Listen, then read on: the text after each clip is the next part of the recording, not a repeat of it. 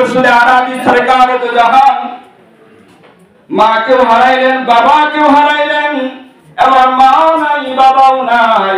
আল্লাহ তাআলা বলেন, রসুল গো, আমি তো আপনার নবী বানাবো। কি বানাবো?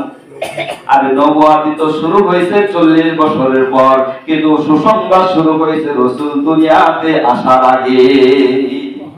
সমস্ত কিতাবের মধ্যে লেখা ছিল রসুল আখির জামানের পয়গম্বরের নাম হবে মুহাম্মদ সাল্লাল্লাহু আলাইহি ওয়াসাল্লাম।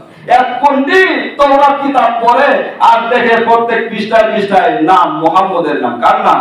কতরু আমরা রসুলের নাম না থাকতো, হে মুহাম্মদ আখির জামানার নবী, এর নামই নয়। এদিকে একটা কলম রসুল কাটাচ্ছে, যে মাত্র কাটাচ্ছে আল্লাহর কুদরতি ফয়সালা, পরের পৃষ্ঠায় কাটে রসুলের নাম দুইবার। আল্লাহ সুবহানাল্লাহ, পরের পৃষ্ঠায় দুইবার পাইছে, আমার আরো গরম হইছে, হে দুইবার নাম কাটতে দিছে, যে মাত্র কাটতে দিছে আল্লাহর কুদরতি ফয়সালা, পরের পৃষ্ঠায় কাটে চারবার। আল্লাহ সুবহানাল্লাহ, পরের পৃষ্ঠায় যখন দেখছে চারবার আরো গরম হইছে, দিছে কাটিয়া, এর পরের পৃষ্ঠায় কাটে আটবার। কার নাম? মুহাম্মদুর রাসূলুল্লাহ সাল্লাল্লাহু আলাইহি ওয়াসাল্লামের নাম। যে দেখছে আটবার আরো মেজাজ গরম হইছে, এখন যখন পরের পৃষ্ঠায় আরো বার নাম কাটতে দিছে, যে আটবার নাম কাটতে দিছে, পরের পৃষ্ঠায় কাটে 16 বার। সুবহানাল্লাহ, সুবহানাল্লাহ জোরে বলে। আরে আপনি আমার পয়গম্বরের নাম যে দেখে 16 বার দিছে, 16 বার কাটিয়া, এর পরে মিস্টার গিয়া দেখে 32 বার। সুবহানাল্লাহ। এখন পণ্ডিত দেয় নারী সর্বনাশ, কলমের কালি ঘুরাইবো, কাগজও শেষ হইব, কিন্তু রাসূলের নাম শেষ হইতো না। এবার বড় পণ্ডিতের কাছে গেছে, যায় কইতেছে, হুজুর এই ঘটনা, এইভাবে যদি কাটতে তাহস তাওরাত কিতাবের মধ্যে অন্য কোন একটা অক্ষরও থাকতো না, সব হয়ে যাবে মুহাম্মদ সাল্লাল্লাহু আলাইহি ওয়াসাল্লাম। অন্য কোন শব্দই বুঝা যেত না, সব শব্দ হলো মুহাম্মদ সাল্লাল্লাহু আলাইহি ওয়াসাল্লামের নাম। তাহলে বোঝা গেল আমার রাসূল দুনিয়াতে আসার আগে সুসংবাদ সমস্ত কিতাবের মধ্যে দেওয়া ছিল। আল্লাহ রাসূলের চাচা হযরত আব্বাস রাদিয়াল্লাহু তাআলা আনহু বলেন, আমি রাসূলের জন্মের সময় যখন রাসূল দুনিয়াতে আগমন করলেন, আমি এক নজর দেখার জন্য গিয়েছিলাম। যা দেখি আল্লাহ রাসূল এত সুন্দর, যেন পূর্ণিমার চাঁদের চাইতেও বেশি সুন্দর। আমি রাসূলের চেহারার দিকে তাকাইলাম, এমন সময় দেখি রাসূল একবার কান্দে আর একবার আসমানের দিকে তাকায়া হাসে। আমি এই দৃশ্যটা দেখি কিছু বলি নাই, চলে আসলাম। যখন আমি কালিমা পড়ে মুসলমান হইলাম, রাসূল যখন নবুয়তি পাইল, আমি রাসূলের কাছে যায় বললাম, পয়গম্বর, আমি আপনি যখন জন্মগ্রহণ করলেন, আমি আপনার কাছে গিয়েছিলাম আপনাকে দেখার জন্য। চাচা খায়া দেখি আপনি একবার কান্না করেন আর একবার আসমানের দিকে তাকায়া তাকায়া হাসেন। বলেন সুবহানাল্লাহ। কারণটা কি আপনি কি বলবেন? আল্লাহ রাসূল বলেন, হ্যাঁ বলবো। আমি যখন কান্না করতেছিলাম, তখন আমার দিলের মধ্যে এই ধারণা আসতো, আমি যে উম্মতে মুহাম্মদের নবী,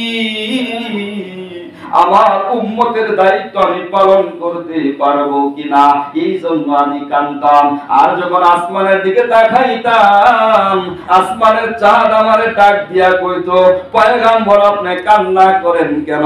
আপনি তো আখির জামানার পয়গম্বর, আর আপনার হেফাজতের মালিক স্বয়ং রব্বুল আলামিন।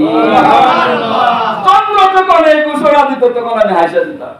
তাহলে বোঝা গেল রাসূল দুনিয়াতে আসার আগেই নবী। জুড়ে বলেন ঠিক কিনা? আল্লাহ রাসূল এক হাদিসের মধ্যে বলেন, আদম আলাইহিস সালাম যখন পানি আর মাটিতে মিশ্রিত, তখনও আমি নবী। আচ্ছা, আদম আলাইহিস সালাম সবার আগের নবী না পরের নবী? সবার আগে আইছে না দুনিয়াতে? আদম আলাইহিস সালাম মানে আদি পিতা, সকল মানুষের পিতা, প্রথম যিনি আসছেন, তিনি বলেন যে আমি যখন পানি আর মাটিতে মিশ্রিত, তখনও মুহাম্মদ নবী।